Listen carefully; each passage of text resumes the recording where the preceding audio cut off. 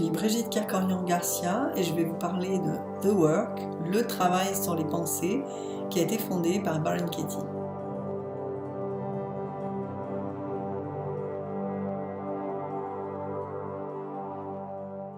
On entend beaucoup dire que c'est le mindset qui fait tout dans la vie. Le mindset, c'est quoi? C'est l'état d'esprit. Et l'état d'esprit, c'est la façon dont, au préalable, on va contempler une situation, une personne et comment on va penser la vie. Et finalement, toutes ces pensées qu'on a sur la vie, est-ce qu'on prend le temps de les questionner? Prend-on le temps de voir si elles sont vraies? Elles sont automatiques. Elles viennent et on les croit. Il n'y a pas en nous, naturellement, la plupart du temps, une vigilance qui ferait que on mettrait en cause leur véracité. Le travail sur les pensées, c'est justement une ingénieuse méthode que Byron Katie a trouvée après une longue dépression pour rencontrer les pensées, parce qu'elle a compris qu'en fait, ce qui la faisait souffrir, ce n'était pas les situations ni les personnes, mais c'était bien ce qu'elle se disait, ou tout au moins ce qu'elle croyait. Qu'est-ce que je me raconte sur cette personne, sur cette situation qui me rend si tendu, si malheureux? Et la possibilité de rencontrer ces pensées, ce qui est génial, c'est que on n'est pas contraint de le faire dans l'instant où elles émergent.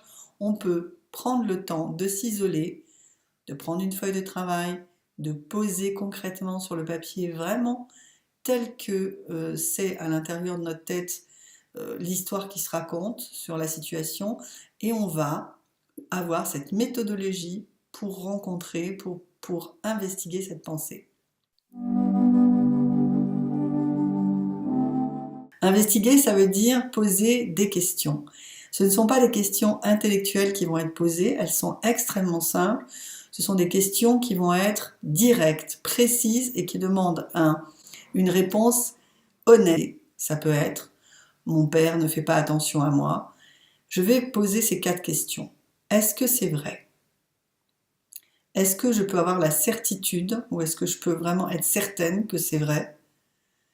Comment je suis, comment je réagis quand je crois cette pensée? Et qui je serais dans la même situation sans cette pensée? Ces questions vont être posées de la conscience, de l'intellectuel, mais vous devez y répondre avec votre cœur. C'est-à-dire, vous devez y répondre avec votre conscience, avec quelque chose de très profond. Pour les 2 premières questions, c'est oui ou non. Une fois qu'on a posé les 2 premières questions, on va poser la 3e question. Comment je suis quand je crois cette pensée? Comment je me sens? Quelles émotions? Quelles sensations? Peut-être d'autres pensées qui viennent en plus. Qu'est-ce qu'elle finalement fait naître, cette pensée en moi? Comment je réagis avec moi? Comment je me sens? Mais comment je réagis aussi avec l'autre dans cette situation? Et puis qu'on a vu que sans la pensée, tout d'un coup, il y a un espace qui peut se créer, qui est beaucoup plus neutre, beaucoup plus tranquille. Alors, on peut faire le retournement.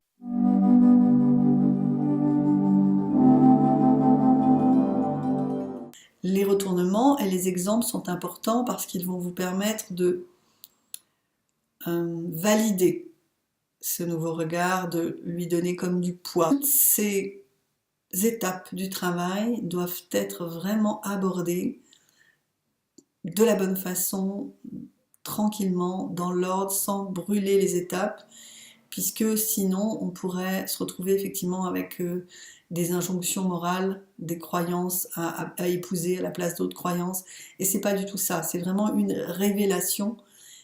Au fur et à mesure se révèle notre vraie nature et ce qui est vraiment vrai pour nous. Et Byron Katie a une expression que je trouve magnifique, elle dit « du coup on a accès à notre ordonnance du bonheur ».